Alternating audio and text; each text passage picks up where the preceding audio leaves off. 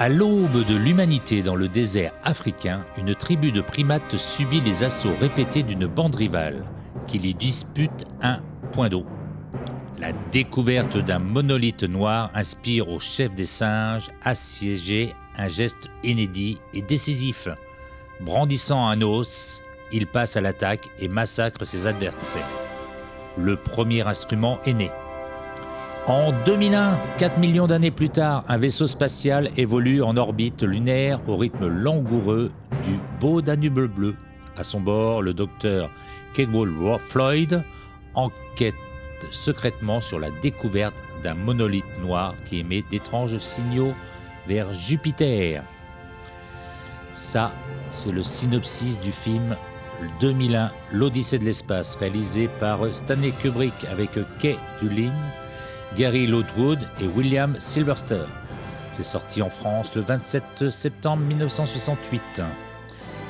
Classique du cinéma de science-fiction, 2001, l'Odyssée de l'espace a remporté l'Oscar des meilleurs effets spéciaux en 1968.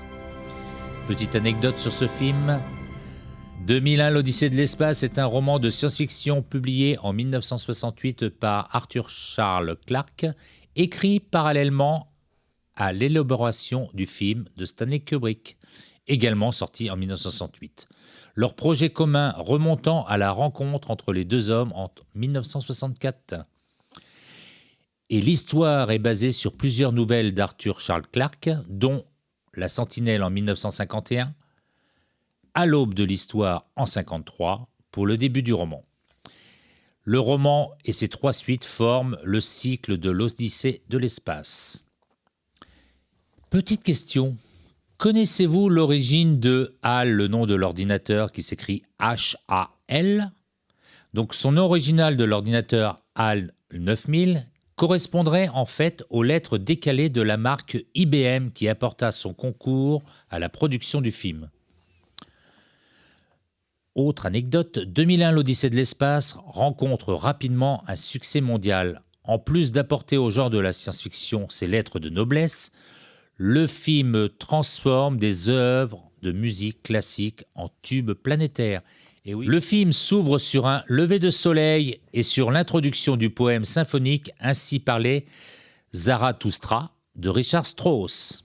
On y entend aussi la célèbre valse Le beau Danube bleu, qui accompagne à l'écran le trajet du Dr Floyd jusqu'à la station orbitale.